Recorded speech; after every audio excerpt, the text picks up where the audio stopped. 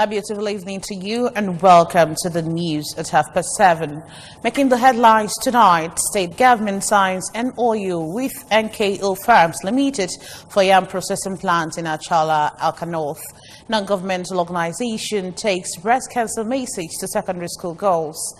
Afghan National Chairman Oye debunks compromise in the concluded party primaries.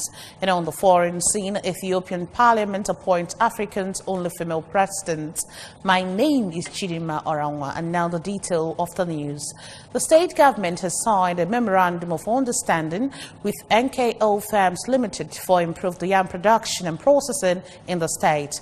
At the brief ceremony at the government North Lodge, Amobia, Governor William Obiano signed on behalf of the state government. Government House correspondent Kinechi Former tells the story. The MOU with a total investment size of 1.4 billion naira is for the establishment of a 100-hectare farm and processing plant at Achala, Oka North local government area for the production of yam tubers and processed yam flour for export. Under the MOU, the investor is expected to contribute 75% of the equity put at 1.07 billion naira, while Anambra state government is to bring the remaining 25%. It was also agreed that as part of the MOU, the investor must mobilize to site not less than 90 days after the MOU signing, or the land title will be revoked, with the land automatically reverting to the state. Speaking before signing the documents, Governor Obiano said the investment brings to 43 the total number of MOUs signed by his administration, totaling about $4.6 billion, out of which 8 are already working and 14 are at different stages of development. He said with the state's comparative advantage in yam production, the investment provides a viable export opportunity in line with his administration's vision to transform the state agricultural sector. The governor urged the investor to immediately hit the ground running to ensure that the project is achieved on time. I'm indeed very impressed with the enthusiasm with which the NKO farms are coming into this project. This is the first MOU we're signing with respect to yam development. We've done well in veggies and rice, maize, and what have you, but this is the first major one, a commercial major MOU in yam production. Very true that Nigerians are coming up to the challenges that we pose with respect to investments. Yam is a staple crop that Anambra is famed for. We compete with Benue State in that regard, but with the kinds of efforts we are putting in place, just like NKO Farms talked about, very soon we'll surpass most of the things that are being done here. Most of our yams are already being sold outside Nigeria through Ghana, because some of our people do not have the license to do that directly with the foreign countries. But we are putting that in place to ensure that that happens, so that our yams can be sold directly by our people instead of going through the medium of Ghana to be able to sell those products. So MKO will fit in those things. The chairman of the State Investment Protection and Promotion Agency, ANSIPA, and traditional ruler of Umoji, Igwesere Lenweze, while noting that the agency had worked closely with the State Ministry of Agriculture in working out the modalities for the investment, said when completed, the project will help promote food security, create capacity building opportunities for outgrowers, and improve the state's internally generated revenue. This project is for the establishment of a 100-hectare farm and processing plant for the production of yam tubers and processed yam flour to be repackaged in various sizes from 1 kg to 10 kg. The yam flour will mainly be for export to Japan, as Ngozi said, Europe and United States. This is where the market share of Nigerian produced yam is increasing. The chairman and chief executive officer of the investing firm, Mrs. Cordelia Udo, represented by the managing director of the company, Mr. Chekubo Kwonu, thanked the government for creating a conducive investment environment in the state and said they hope through the partnership to achieve their vision of being an all-year-round yam producer in the state.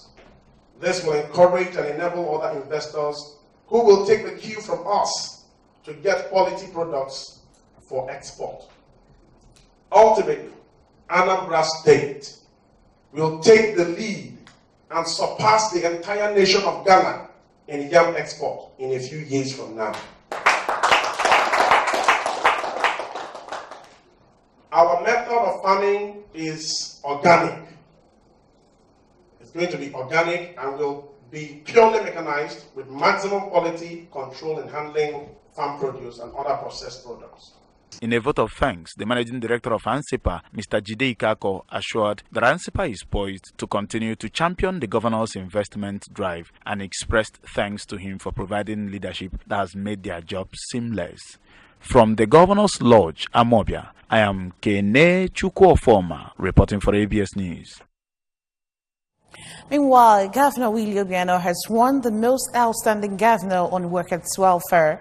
The award, part of the 2018 Nigerian Public Sector Summit, and awards is being organized by the Office of the Secretary to the Federal Government in collaboration with the House of Representatives Committee on Governmental Affairs. The award confirmation letter from the organizers said, Governor Obiano has been recognized for his labor-friendly policies, prompt payment of wages and salaries, as well as commitment to human capital development. The award proper will held on Saturday, December 1st, 2018, at the Shehu Musayar Dua Center, Abuja. Reacting to this, the state chairman of Nigerian Labour Congress, NLC, Comrade Jerry Nnobia, congratulated Governor Obiano on the award and said he fully deserves it. The Onyebuchi Krisi Federal OCI Foundation has marked the second edition of Health Symposium on Breast Self-Examination, BSE, and awareness creation of the prevention strategies against breast and cervical cancers in young women, with a call on women to always examine their body for early detection and prevention of cancer of all sorts. Correspondent Emmanuel Konko was there and now completes the story. During the event, which took place at Stella Maris Secondary School, Umueri, in Anambra East Council area, senior secondary school students drawn from all the public secondary schools under Utuacha Education Zone were exposed to ways of examining themselves for the deadly disease for timely detection and prevention. The OCI Foundation, which is a non-governmental organization in Australia, was established in 2016 with the primary aim of bridging the health and education gaps between the rich and poor in the society. In a remark, the wife of the state governor, Chief Mrs. Ebele Chukwuobiano, represented by the Executive Secretary, Anambra State Primary Healthcare Development Agency, Dr. Chioma Ezenimolo, commended the efforts of the founder of the NGO, Dr. Chris Ifediora, in championing the cause of the girl child, which she said is in line with the commitment of the Obiano-led administration and her cafe initiative, calling on other wealthy citizens of the state to borrow a leaf from him for a better state. Her NGO, the Caring Family Enhancement Initiative, CAFE, has been doing a lot of things concerning education of the girl child, skill acquisition. You are all aware of all the centers she has across the state, where girls and women can also come and learn the skill. It's all about education. Speaking through a recorded video, the founder of the NGO, Dr. Ifediora, promised to continue to positively transform lives, especially that of the indigent persons in the society, through the platform by giving more scholarships and health assistance to young people. Because of the health and educational programs, we can continue to create a society empowered to take control of his or her own well-being, irrespective of his or her financial, social, cultural, religious, and educational dispositions. The chairman Post-Primary Schools Service Commission, PPSSC, Lady Joy Olasiku, noted that education is all about partnership, said that no government can single-handedly pursue education, hence the need for philanthropists and wealthy individuals to support with their resources for the benefit of the younger generation. Excellency, education is all about partnership. And OIC Foundation, in fact, their own is one of partnership. It's like they want to take over. And that is what His Excellency Chief Dr. Anambra has been propagating in the education sector. In a lecture on breast and cervical cancers, a public medicine physician, Dr. Emmanuel Azuike, listed genetic, early menstruation, too much weight, smoking and alcohol as some of the risk factors of breast cancer, while the maintenance of body mass index from 20 to 25, high consumption of vegetables, regular exercise, and avoidance of fatty foods as some of the preventive measures, advising women to always examine their body for early detection and to visit a specialist for early control. The Zonal Director, PPSSC, Otuocha Zone, Lady Victoria Onyebo, the manager and principal of Stella Maris Secondary School, Reverend Father Cletus Udi, and Mrs. Chinwe Ago appreciated the group for their kind gesture and contributions to human development in the zone, disclosing that a lot of students in the zone have benefited from the NGO's scholarship program up to university level. Also speaking, one of the officials of the OCI Foundation, Mrs. Emelda Emeka, re-emphasized the commitment of the NGO to continue its good and selfless service to humanity and solicited for support from good-spirited individuals to enable them realize their lofty dreams. The Transition Committee Chairman for Anambra East Council area was among the dignitaries that graced the occasion. From Stella Maris Secondary School, Umueri, in Anambra East local government area, I am Emmanuel Okonkwo, reporting for ABS News. As part of the 2018 World Polio Day celebration, the Rotary International embarked on free immunization exercise in Isuaniocha community, Oka North Council area. The exercise, which commenced with an advocacy visit and awareness rally within Isuaniocha community, was aimed at sensitizing the public on the need for children under the age of 5 to be immunized against polio, with the sole objective to make Nigeria a polio-free nation. Correspondent Valentine Madura covered the exercise and now reports. Polio, also known as infantile paralysis, is a highly infectious virus disease that may attack the central nervous system and is characterized by symptoms ranging from a mild non-paralytic infection to total paralysis in a matter of hours. Polio cases have decreased by over 99% since 1988, from an estimated 350,000 cases to 22 reported cases presently. This reduction, however, was the result of the concerted global efforts, including the Rotary International, to eradicate the disease completely, and the reason for the continued fight against the disease by the humanitarian group. Speaking on the occasion, the Rotary International Pioneer District Governor, District 9142, Nigeria, Dr. Iman Udabe, who noted that the struggle was to reduce polio cases to zero in Nigeria, called on government and other affluent Nigerians to put more efforts as the desired result will soon be realized. Advise parents to keep bringing their children down. And one might ask, why do we have to keep repeating it?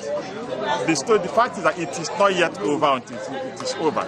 For as long as there's polio anywhere in the world, every child is at risk. There's polio still in the northeastern part of the country, and you can imagine it's a bus ride away. A child from there with polio with the parents enters the night bus, and the next morning they are here in any part of, and you won't stop children from playing together, and the child here gets it. That's why we say we must continually expose our children to enable them receive the oral polio vaccine, especially those of them between the ages of 0 and 60 months or 5 years. Also speaking, Rotarian Onyinye Ralph Nwachukwu, who is the Assistant Regional Coordinator, Zone 20A, and the Assistant Governor, Zone 8, Oka, Rotarian Nnemeka Chukwuemeka, assured that Nigeria will be certified polio-free in months by the World Health Organization, and explained that every child is at risk, calling on parents to always ensure their children ranging from 0 to 5 years are immunized against polio to ensure their safety. In a few weeks, these children are immunized against polio. what we see people do is that the OPV, the oral polio vaccine, is something we give routinely, monthly or quarterly, or whenever we have these exercises. There is no overdose to these vaccines, and it's very, very safe. So for as long as you have children around, you cannot say that this person has polio, this person doesn't have polio. So giving these children is also to protect them among one another. In case one person has it, the other person will be able to not to have it. So for us down here, we don't have polio cases. Well, I want to appreciate His Excellency Chief William Madabrot Kobiano for his commitment in disease prevention. You know that recently Anambra was adjudged the best in area of disease prevention and control. The President General of Iso-Anyocha Community, Mr. Tony Onyagolo, while receiving the Rotary International, expressed his satisfaction for their humanitarian services and assured them for his support and contribution in making their dream a reality. The Rotary International then honored the President General of Iso-Anyocha Community with an award of Ambassador of Polio Eradication, while over 50 children received free oral polio vaccine during the exercise. From Iso-Anyocha Community in Awka North Local Government Area, Valentine Mbadewa reporting for ABS News. The national chairman of the All Progressives Grand Alliance, ABGA, Chief Victor Oye, says the party conducted a free and fair primaries, debunking the rumors of compromise by his leadership. Chief Oye disclosed this during an interview with the ABS in his office in Abuja. The ABGA national board made it clear that the leadership of the party are men of integrity that are not moved by money, rather are moved by national and collective interests of the party. Said that the party had no special arrangement with any of the contestants, as they are conscious of retaining all their members after the primaries and as well winning in the elections next year. Chief Oye appealed to those that are aggrieved by the outcome of the party's primaries to accept it in good faith and work for the benefit and betterment of the party, as everybody cannot win at the same time in a contest. The Federal Executive Council has approved the 2019-2021 medium-term expenditure framework and fiscal strategy paper. For business news, over now to David Okmakwasile for the details. And shows a budget estimate of 8.7 trillion naira for the 2019 fiscal year. The projection, according to the Minister of Budget and National Planning, Udoma, would be transmitted to the National Assembly for legislative approval. Udoma explained that the MTF FSP is specially designed to translate the strategic development objectives of the Economic Recovery and Growth Plan (EGRP) into an implementable budget framework for the medium term. Key highlights include oil benchmark of $60, oil production of 2.3 million barrels per day, exchange rate of 305 naira to $1, gross domestic product GDP growth rate of 3.01%, and the budget size of 8.73 trillion naira, about 400 billion naira less than the 9.2 trillion naira of 2018. Foreign senior Ethiopia has appointed a woman to the largely ceremonial position of president for the first time, further increasing female representation in the government of Africa's second most populous nation. In a unanimous vote, Ethiopian lawmakers picked career diplomat Sahle-Work Zewde, Sister A, to replace Mulatu Teshome, who resigned in unclear circumstances. Ethiopia's reformist Prime Minister Abiy Ahmed last week appointed a slimline 20-person cabinet in which half the posts are held by women. They include Defense Minister Aisha Mohammed and Muferiat Kamli, who leads the newly created Ministry of Peace, responsible for police and domestic intelligence agencies. Sahle-Work, who was born in the capital Addis Ababa and attended university in France, has been Ethiopia's ambassador to France, Djibouti, Senegal, and the regional bloc, the Intergovernmental Authority on Development, IGAD. Just prior to her appointment as president, she was the UN's top official at the African Union. She's fluent in English and French, as well as Amharic, Ethiopia's main language. As president, she is expected to serve 2 6-year terms. Now sports. Belgium have edged ahead of France to take outright top spot in FIFA's world rankings released on today. Tiny Gibraltars were the biggest racers thanks to their first two competitive wins this month. Belgium and France had been tied at the top last month, while both sides won the game and drew another in October. The Belgians, with 1,733 points, moved ahead by a single point under the formula for calculating the rankings. Belgium beat Switzerland in the UEFA Nations League and drew with Netherlands in a friendly. World champions France defeated Germany in the UEFA Nations League and were held in Iceland a friendly. Brazil, one of the only two now European sides in the top 10 along Uruguay, remains third, followed by Croatia and England. And that's it on the news. But before we go, a quick reminder that you can follow news and programs on ABS from any part of the world by logging onto our website www.absradiotv.com.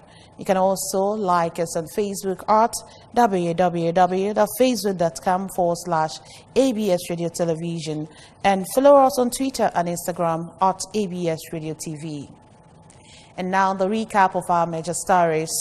State government has signed MOU with NKO Farms Limited for yam processing plant in Achala, Oka North. The 1.4 billion naira MOU brings to 43 the number of such agreements entered by the present administration. Non-governmental organizations have taken breast cancer message to secondary school girls in rural areas in the state. ABCO National Chairman Oye has debunked any compromise in the concluded party primaries. And on the foreign scene, we reported that Ethiopian Parliament has appointed Africa's only female president. And that's it on the news. Thank you so much for watching. My name is Chidinma Oranwa. Have a wonderful night rest.